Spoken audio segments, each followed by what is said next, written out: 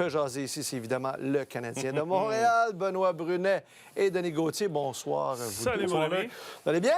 Très bien. Excellent. Ouais. Donc, vous êtes tellement prêts, vous avez préparé d'excellentes manchettes. Albi le géant.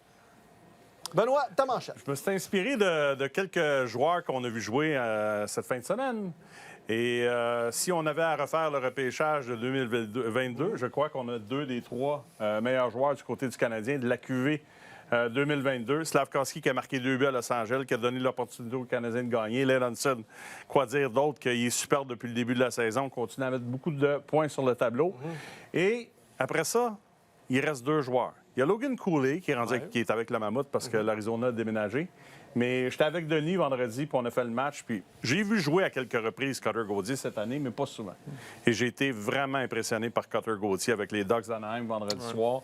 Même j'étais un peu fatigué d'avoir fait la date limite des transactions. Il m'a émerveillé. Un vrai guerrier, Non, mais si on fait le repêchage, là, je ne sais pas si Hudson sort premier, mais probablement. Ouais. Slavkovski est deuxième.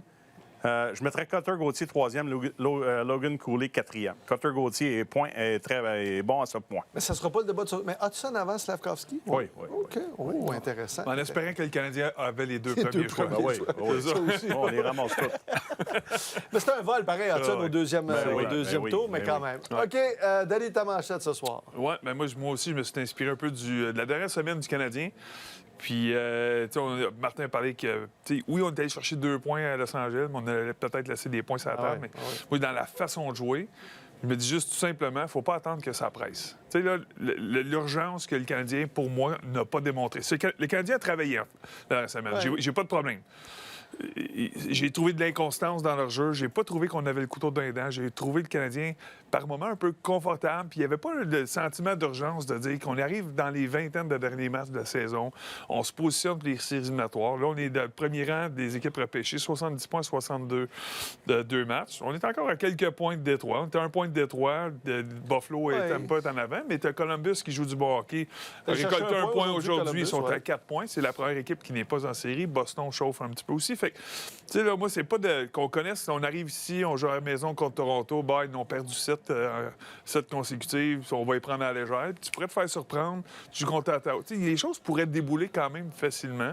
Puis tu te retrouves dans une course aux séries qui ne devait pas avoir lieu parce que tu as fait un assez bon travail depuis le début de saison pour bien te positionner. Fait que moi, ce que je veux, puis comme que Martin en a parlé aussi dans son éthique de travail, dans le jeu défensif, c'est de retrouver une structure, mais retrouver un engagement, tu sais, défensif, un engagement sur 200 pieds aussi de tout le monde, puis trouver un petit peu le niveau d'urgence, parce que c'est pas dit qu'on ne connaît pas une bonne séquence, on pourrait terminer dans les 3 premiers, dans les 2 premiers de notre division, puis aller chercher l'avantage de la glace. Ouais. Mais défensivement, Martin en a parlé, puis on veut s'améliorer dans le dernier droit, parce que cette équipe-là, présentement, quand elle marque 4 buts, la fiche, là, 31, 2 et 3.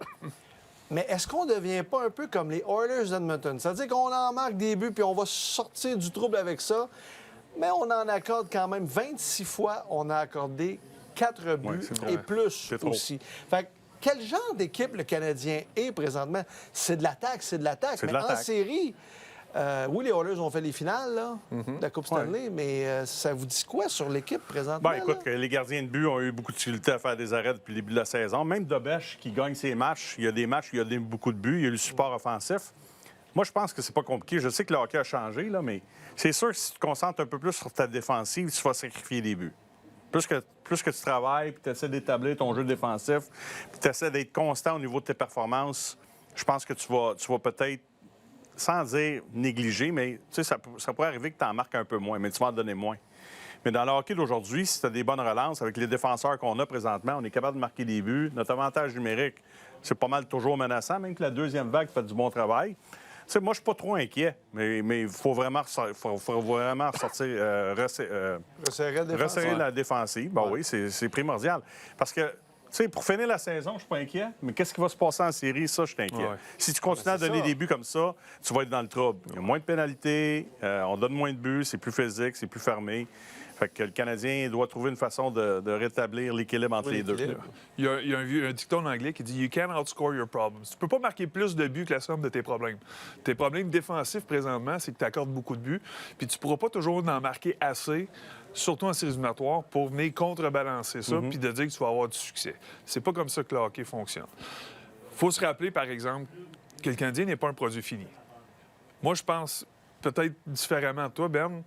Tu sais, si tu joues bien défensivement avec le groupe que tu as là, si tu te concentres à être bien engagé défensivement, c'est moins de temps dans ton territoire, tu récupères des rondelles plus rapidement, puis tu as le talent pour récupérer, puis tu vas avoir l'énergie à récupérer parce que tu as bien fait le travail rapidement. Tu n'as pas passé 40 secondes à tourner, à dépenser de l'énergie dans ton territoire, à courir après la rondelle, comme on l'a fait dans certaines séquences dans la dernière semaine. Puis après 15 secondes, tu reviens, puis là, tu as encore de l'énergie pour aller avec l'offensive puis laisser parler ton talent. Fait que, tu sais, il y a un juste milieu entre les deux. C'est pas tout un, c'est pas tout l'autre, mais le Canadien n'est pas un produit fini. Il y a encore des joueurs qu'il va falloir qui partent éventuellement dans la prochaine année. Les contrats vont se terminer, il va y avoir des transactions. Puis il y en a d'autres qui vont s'arriver, qui vont venir un peu changer certaines facettes de notre identité. On va rester une équipe qui, pour moi, va être en bonne transition, en sortie de zone par notre groupe de top 4 à la défense. Notre top 6 à l'attaque va continuer d'amener de l'offensive, mais on va aller chercher d'autres joueurs peut-être complémentés qu'on va greffer là, mais aussi dans notre identité. Je suis sûr qu'on va se grossir, je suis sûr qu'on va aller chercher du papier sablé, puis on va avoir besoin de ces caractéristiques-là pour avoir succès à long terme en série. Parce que je me souviens pas de la dernière équipe qui a été bâtie simplement sur la vitesse et l'offensive qui a gagné. Comme vous l'avez dit, c'est pas un produit fini. Oui, exact. Puis c'est pas un produit fini. La patience est encore de mise pour, si on veut des grands résultats cette année. Il faut être patient. Mais bien joué défensivement, là, oui, il y a une structure, oui, il y a un plan de match, mais après ça, c'est l'effort. C'est de le vouloir le faire, d'être prêt à sacrifier les lignes de tir, travailler, gagner tes bagarres 1 contre 1. Tu sais, des fois, tricher vers l'avant. Non, je reste en arrière, j'attends, je suis patient un peu plus. Je vais m'assurer que la rondelle va quitter le territoire. C'est pour ça que je disais, parfois, ça arrive que tu vas sacrifier un peu d'attaque pour relancer ton travail en défensive, puis après ça, ça revient. Là. Ultimement, c'est le gardien qui a les projecteurs sur lui dans des situations comme ça. Puis... Il est là aussi. C'est ça. On va en parler. Certainement pas les défenseurs. C'est sûr. Pas les attaquants non plus. Bon, on va parler des gardiens. Jakub Dobeš sera le gardien demain. Donc, demain, pour affronter les Leafs. Mais une question a été posée concernant Samuel Montembeault, qui a eu un dernier match un peu plus difficile. Et sur la façon de gérer ça, on va écouter la réponse de Martin Saint-Louis, puis je veux vous entendre pour la suite des choses. Moi, quand j'avais de la misère comme ça, il y a une chose qui m'a fait passer à travers tout ça, c'est travailler. C'est aller au travail. J'ai-tu l'impression qu'il s'est dédié à ça de la bonne façon, qu'il a été capable de faire ça, même si ça a été des hauts et des bas?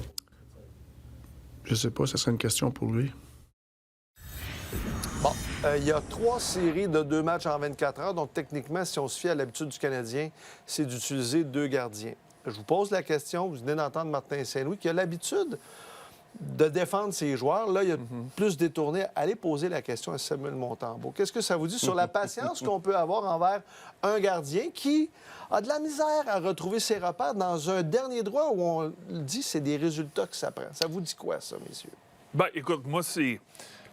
On est axé sur la fin de saison, les 20-22 derniers matchs qui restent. Ça prend des résultats.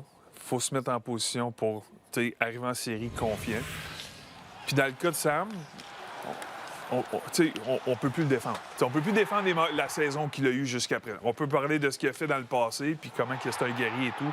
Cette année, il est difficile à défendre, puis il a connu très peu ou pas de séquences positives cette année. Donc, pour l'entraîneur qui cherche des victoires, qui cherche du momentum, qui cherche une confiance, puis il sait qu'il a un impact direct sur les joueurs qui sont en avant de Sam. Un joueur va réagir différemment devant un gardien qui est shaky versus un gardien qui est en pleine confiance. On l'a vécu. Puis c'est sûr que je joue à la game différemment, puis je bloque plus de tirs, puis j'essaie de garder des fois à sa place, parce que j'ai pas confiance que le gardien va le faire en arrière. Mais il reste qu'il y a quelque chose qui dégage, qu'un gardien dégage quand il est confiant, qui fait une différence. Et présentement, ça devient de plus en plus difficile pour Martin de le défendre. C'est de défendre les performances. Okay. On souhaite tous qu'ils reviennent, mais est-ce pour que l'instant... la possibilité d'un rappel de Jacob Fowler, c'est quelque chose que vous croyez possible d'ici la fin de la saison et qui serait peut-être quelque chose, une solution, si jamais il ne se replace pas? Si je t'avais dit au mois de décembre que Fowler était pour être rappelé en début de saison, tout le monde ne croyait pas ça. Même Kent Hughes l'a dit, c'était pas dans ses plans de rappeler Fowler. Ouais. Mais tu avais besoin de quelqu'un pour venir ressaisir. Là, c'était les 2 gardiens qui n'allaient pas bien à ce moment-là. Est-ce que Fowler peut revenir? Absolument. Tu as 5 situations de 2 matchs en 2 soirs. d'ici la fin de la saison. Ouais. Fait que tu vas avoir besoin de tes 2 gardiens. Je le dis depuis longtemps, il faut que Sam se ressaisisse. Pour ce qui s'en vient prochainement, je pense qu'on va continuer à y aller avec Sam. Puis, Tu as 3 dos à dos, là. Est-ce que tu discutes trop. les 3 dans les 6 prochains matchs? là, t'en as 2 cette semaine. C'est ça. Fait que je pense qu'on va continuer. Moi, je n'irai pas plus loin que Les 2 prochaines les séquences. deux 4 prochaines matchs. séquences. Le OK. match de dimanche contre Anaheim. Je ne vais pas plus loin que ça. Est-ce qu'on pourrait avoir Fowler après si ça va pas bien? Oui, tout est possible. Mais ce qui est important, là, c'est toujours le prochain match. On en parlait tantôt dans le bureau. Tu sais, techniquement, l'équipe la plus faible qu'on affronte dans le 2-en-2, mardi, mercredi, c'est Toronto. Mais tu y vas avec le gars qui te fait gagner des matchs, tu y vas avec dommage. Puis on verra la décision que Martin va prendre pour Ouais, le y match à aller deux Ottawa. en- tu sais, le Tu peux jeune, y aller là, 2-en-2, mais tu sais, on n'a jamais été habitué à ça. tu sais, Non, puis- habituellement, là. Puis je sais que c'est pas loin à Ottawa, Lui, puis quand il en ça, joue mais beaucoup on verra. consécutivement, c'est plus... Si je me souviens bien, en décembre, Oh oui. il y en a eu une séquence de 2-en-2, puis tu sais, c'était 9,50 le premier match, puis il a gardé pour 700 quelque chose le deuxième. C'était Saint-Louis, je pense, Ouais. le deuxième. Là, on a fait la même. Ouais. Fait que tu sais, l'historique n'est pas nécessairement du côté de Dobèche, là, mais ça veut pas dire qu'il ne peut pas être meilleur, puis progresser, puis qu'on peut pas y faire confiance. Moi, l'affaire, c'est, dans le cas de Fowler, de le rappeler, oui, c'est une possibilité. Est-ce que je veux ça? Non. Non. Moi, je veux rentrer avec les gars qu'on a Ouais. là, puis parce que c'est eux, à bout de ligne, qui vont nous donner, s'ils sont en confiance, qui vont donner les meilleures chances de gagner cette année. Je parle pas du futur, je parle de là. Puis je veux que Fowler garde des buts à Montréal dans un moment où il est prêt à garder les buts, puis de faire face à une fin de saison, une course aux séries éliminatoires, puis les séries éliminatoires, c'est un autre bête totalement. Je veux pas le faire rentrer puis l'envoyer dans la gueule du loup parce que les 2 gars font pas le travail. Ça, il y a une grande différence, parce que ça, c'est une pression de plus pour Fowler de rentrer là. carbure à ça, tu sais, c'est... Ben, tant mieux. Ben, peut-être. Puis eux, ils connaissent mieux, puis ils connaissent mieux que moi. Puis peut-être qu'ils le ressentent, puis qu'il est prêt. Mais tu sais, de toute façon, il faut qu'il revienne. Là. Il était malade, il a manqué du temps, rien. Mais moi, je veux qu'il revienne quand il sera prêt. Si c'est là qu'il décide, puis qu'il juge qu'il est prêt à jouer, pas de problème. Mais si sinon, on est en presse, ça donne à rien de brûler cette Ce étape. qui serait plus simple, c'est ça, c'est que les 2 se replacent. Puis Ah ouais, Ben oui. puis La constance. C'est dans- ça dans à leur- se retrousser les manches. Là. Tu sais, la oui. balle est dans son camp, lui. Là. Oui, là, il en That's reste de it. moins Non, en je moins sais, de balles. mais- là, parce que- Mais il est là. Oui, oui, ben c'est ça. Puis c'est à Tu lui en as besoin de 2 pour finir Exact, l'année. exact. Fait que let's go. Uri! Ouais. Ah, Ouais. c'était une énigme depuis son retour des Jeux olympiques. On peut comprendre évidemment l'effervescence à Milano-Cortina, mais là, on revient à Montréal. Et là, ça va bien sur son premier trio. Et le dernier match, bien là, on a vu le Slavkovski que l'on connaît, Ah oui. agressif, contrôle bien sa rondelle avec son excellent tir. Oui, personne T'es de pas parfait. inquiète, toi, Ben? Non, non, il n'y a pas personne de parfait. Écoute, je regarde des matchs pratiquement tous les soirs à travers la Ligue nationale, puis j'en vois plein de bons joueurs qui sont peut-être à un niveau où les gars ont plus même d'expérience qu'un gars comme Slavkovski qui est à sa 4e saison. C'est normal qu'à un certain moment, tu aies une baisse de régime, absolument. Puis ces baisses de régime, en tout cas celle que j'ai vue dernièrement, où il était un peu moins efficace, là, ça ressemble pas à ce qui nous a habitués dans le passé, alors que il y avait de la difficulté à débuter ces saisons. Même, c'était pas parfait, il faisait des erreurs. C'était pas le même joueur qu'on a vu au mois de décembre, janvier, avant la pause olympique. Mais comme tout joueur dans la Ligue nationale, ça arrive, puis il a bien rebondi. C'est le premier samedi. joueur de l'histoire, à moins de 22 ans, avoir 3 saisons de 50 points, Denis. là. C'est Puis quand même remarquable. c'est impressionnant, c'est remarquable. Puis ce que j'ai aimé, c'est qu'on voit dans une progression, puis dans la maturité, mais aussi dans la confiance qu'il prend, même à jouer avec Suzuki et Caulfield, d'être capable de prendre charge sur ce trio-là et pas être la 3e roue. Là. C'est qu'il y avait un match quand même, comme le reste du Canadien, moyen à Los Angeles. Oui.